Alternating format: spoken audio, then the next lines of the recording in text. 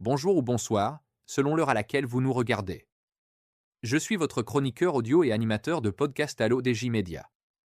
Je suis chargé de vous lire aujourd'hui, avec une fidélité totale et absolue, la chronique de Hafid Fassifiri. Nous analysons le séisme géopolitique provoqué par une première année de mandat qui bouscule tous les équilibres mondiaux. Le titre de cette analyse est 365 jours de Trump, une recomposition de l'ordre mondial et un point de rupture géopolitique. Quand Trump, imprévisible et déconcertant, impose brutalement au monde la loi du plus fort, l'impérialisme, self-service, le plus cynique et la justice des puissants. La loi de la jungle? La géopolitique du chaos est carrément arrivée au point de rupture avec une recomposition de l'ordre mondial selon les intérêts et les souhaits du parrain du monde occidental qui se proclame empereur. Donald Trump est-il vraiment sérieux lorsqu'il s'autoproclamait président du Venezuela, qu'il envisage Marco Rubio, son secrétaire d'État aux Affaires étrangères comme futur président de Cuba? Mais, alors qui prévoit-il comme président en Iran? Honnêtement, ils sont très injustes ceux qui vous accusent d'avoir violé le droit international, alors que les règles qui régissent l'ordre dominant n'existent plus depuis le génocide dans la bande de Gaza, à l'exception de la loi du plus fort. En effet, le président américain est en tant qu'imposé au monde, de la manière la plus brutale, la loi du plus fort, l'impérialisme self-service le plus cynique et la justice des puissants. L'auteur ajoute que du self-service, du Venezuela à la Colombie en passant par Cuba, le précaré d'Amérique centrale que la Maison-Blanche veut dominer crée une onde de choc qui arrive jusqu'à Pékin et Moscou sans que ces derniers ne puissent intervenir. Personne ne pourra vous accuser non plus, Monsieur le Président, d'avoir inventé la diplomatie du business qui s'en battait en guerre sauf que vous avez brusquement pris un virage déroutant. Un virage par rapport à l'isolationnisme de votre slogan America First, vers une politique d'ingérence brutale et un interventionnisme impérialiste. Un virage où vous vous affranchissez des règles du droit international, en vous détournant de vos alliés traditionnels. Il est bien compréhensible que le pétrole du Venezuela est trop facile à exploiter et trop proche de l'Amérique pour le laisser aux Chinois et aux Russes, mais de là à faire du self-service en Amérique latine, il fallait le faire car cela permet à la puissance américaine de retrouver toute son influence en Amérique centrale du moins pour le moment. L'auteur affirme que pour lui, l'intervention au Venezuela n'est pourtant pas un cas isolé et n'est pas la première du genre. Les États-Unis sont intervenus à de nombreuses reprises dans d'autres pays, et la liste est longue.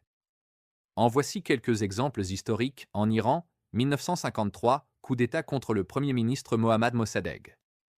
Au Guatemala, 1954, coup d'État contre le président Jacobo Arbenz. Au Brésil, 1964, coup d'État militaire contre le président João Goulart. En République dominicaine, 1965, intervention militaire contre le président Juan Bosch. Au Chili, 1973, coup d'État militaire contre le président Salvador Allende. Au Nicaragua, année 1980, soutien militaire et financier aux insurgés. Au Panama, 1989, invasion militaire. Au Haïti, 1991 à 1994, restauration militaire. En Irak, 2003, invasion militaire contre le président Saddam Hussein. Le Venezuela s'inscrit dans cette logique historique d'ingérence. L'auteur pense qu'alors que Donald Trump menace de déstabiliser davantage la planète, Vladimir Poutine demeure silencieux et impuissant un an après la signature du partenariat stratégique entre Moscou et Téhéran.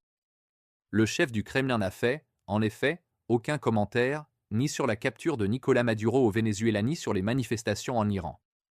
Sa priorité, ménager Washington et poursuivre son offensive en Ukraine comme si des accords secrets avaient été signés pour que chacun puisse sévir à sa guise dans sa zone et même au-delà. Il y a moins d'un mois, le président américain affirmait vouloir renouer avec la « doctrine Monroe » pour réaffirmer la tutelle de la République impériale sur l'Amérique latine. L'opération menée par les États-Unis à Caracas révèle la nouvelle forme que prend l'impérialisme de la première puissance mondiale. Désormais, les intérêts du capital et ceux de la République impériale fusionnent en faisant exploser les anciennes règles du droit international. L'auteur conclut ainsi, dans les faits, Donald Trump, cow-boy sans foi ni loi dans l'âme, utilise les méthodes, non pas d'un dictateur brutal, mais plutôt celles du parrain, à la manière sicilienne, du monde occidental.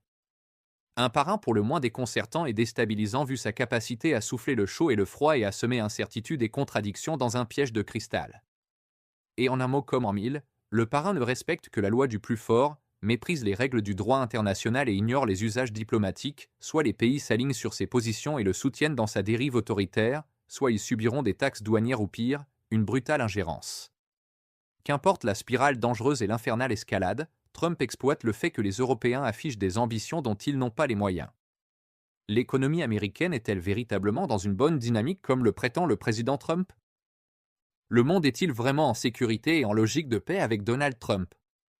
Vas-y Donald, fais-nous peur. Je vous remercie d'avoir suivi cette analyse sans concession. En tant qu'hôte de l'ODJ Média aujourd'hui, j'ai tenu à vous restituer chaque mot de cette chronique de Hafid Fassi Firi avec une fidélité absolue, pour que l'idée originale vous parvienne dans toute son intégrité. C'est cet engagement, entre authenticité du texte et passion du partage, qui définit notre mission. Je vous donne rendez-vous très bientôt pour une prochaine chronique, afin de continuer à décrypter, ensemble, les enjeux de notre temps. D'ici là, cultivez votre curiosité et restez connectés sur l'ODJ Média. À très vite.